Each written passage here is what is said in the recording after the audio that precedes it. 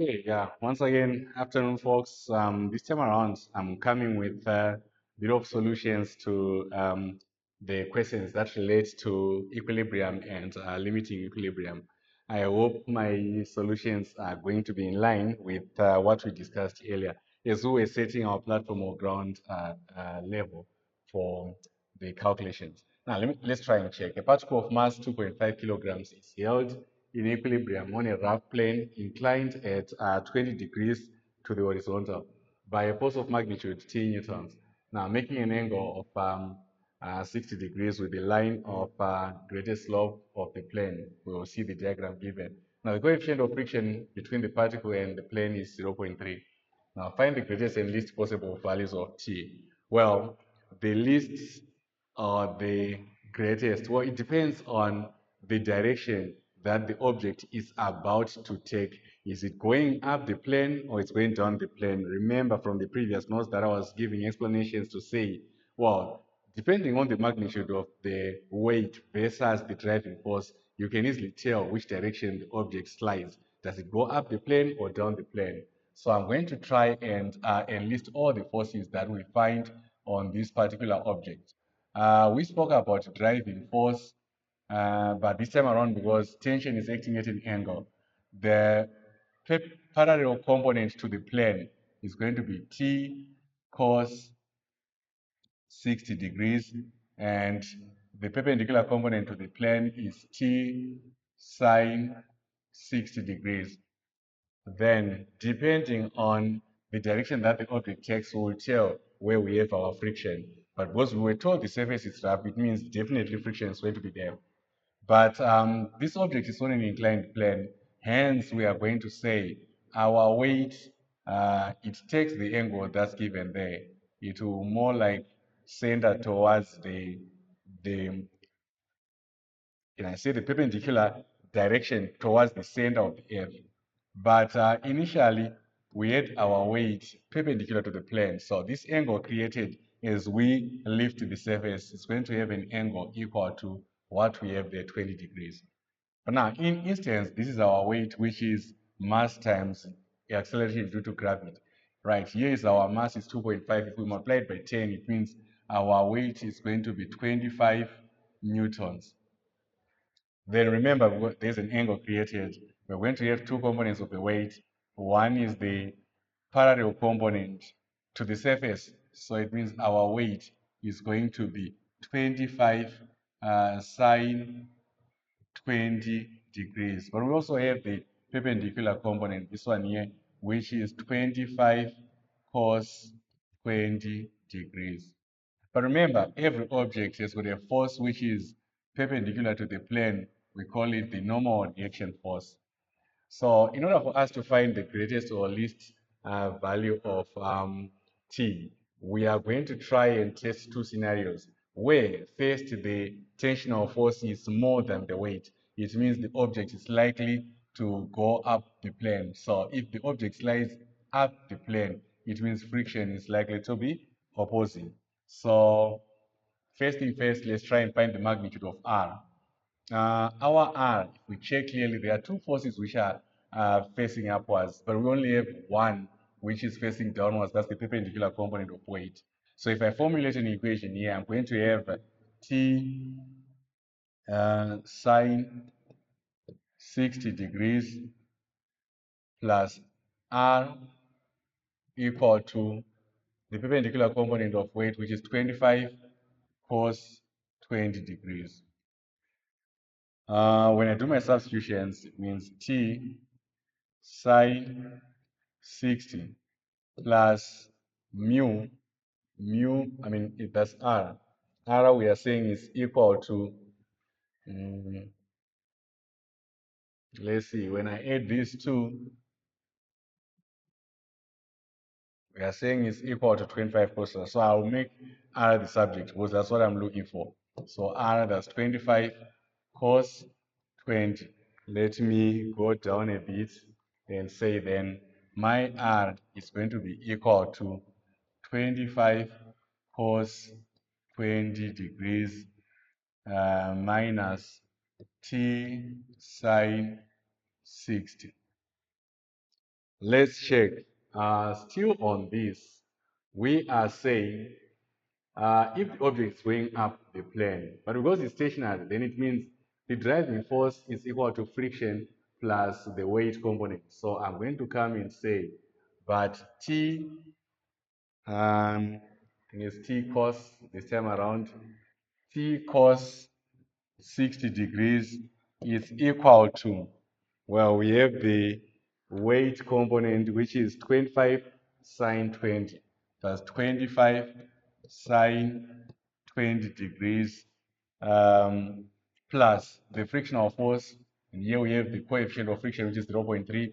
So that's mu r 0.3 multiplied by, but our r is made up of all that. So I'm going to say, okay, let me substitute r with 25 cos 20 degrees minus t sine 60 degrees. Then I'm going to expand and collect like terms together. Let's see how the story goes. We're going to have t. Cos 60 we know is half, so that's t over 2 equal to 25 sine 20. For now, let me leave it like that. Sine 20 degrees. Then here I'll multiply uh, 25 cos 20 by 0.3. So I'm going to say plus 0.3 multiplied by 25 cos 20 degrees minus 0.3 t sine 60 degrees. Then the next step, I'm going to collect like terms together. You can see that t is common. So when I transpose t, it comes left side. We're going to have t over 2 plus 0.3 t sine 60 equal to 25 sine 20 degrees plus 0.3 multiplied by cos 20 degrees. Still proceeding, I'm going to factor out what's common here. So if I factor t inside the brackets, I'll have half plus 0.3 sine 60 degrees being equal to, on the other end, I'll have 25 sine 20 degrees plus 0.3 cos 20 degrees. Now I want to find t, so I'll divide both sides by half, which is 0.5 plus 0.3 sine 60 degrees. And I do that both sides, also divide here by 0.5 plus 0.3 sine 60 degrees. When numerator and denominator are the same, we cancel. Then finally, we have t being equal to, I'll need my calculator here to say, let's have 25 sine 20.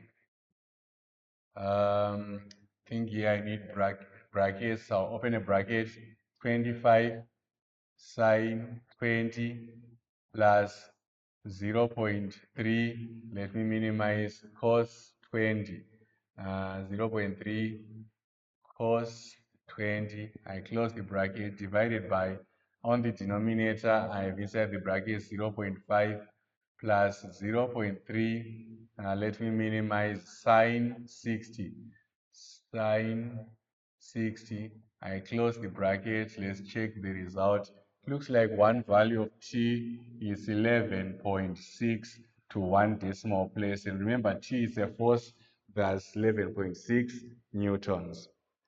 But we were saying from our diagram on top there, this is a scenario where the driving force T cos 60 is more than the weight component.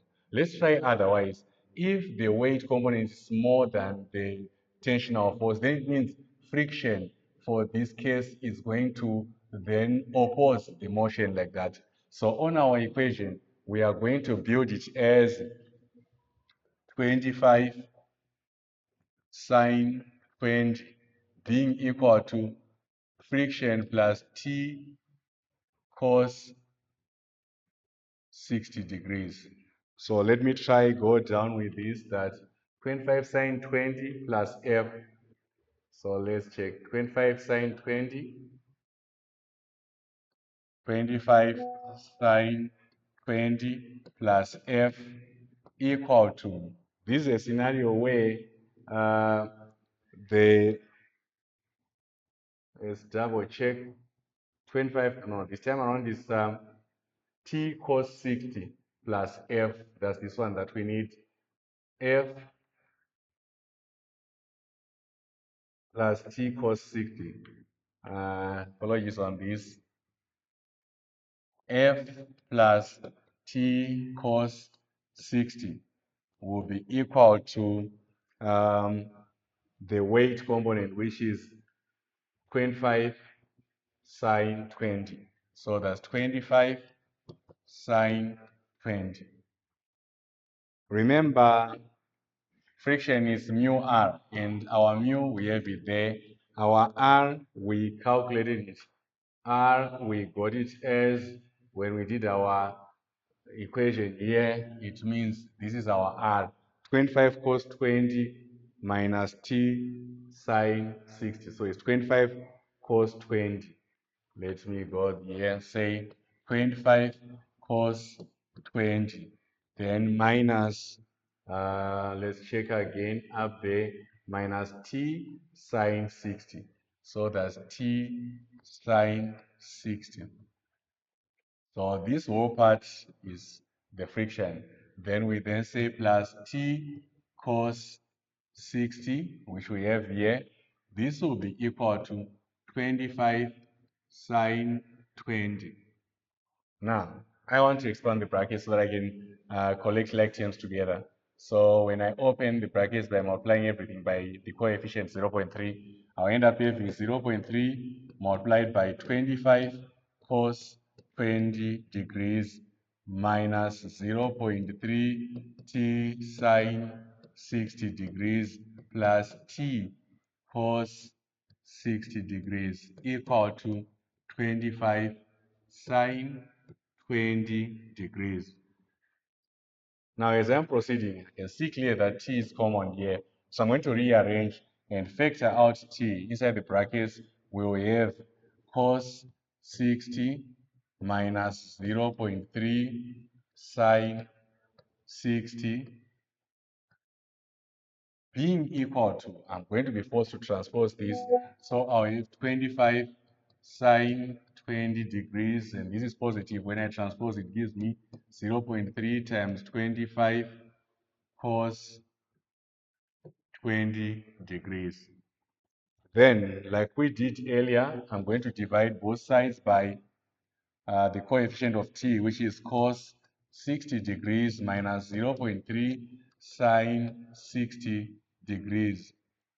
Then I'll divide both sides because it's an equation, there's an equal sign. So here it will be cos 60 degrees minus 0.3 sine 60 degrees.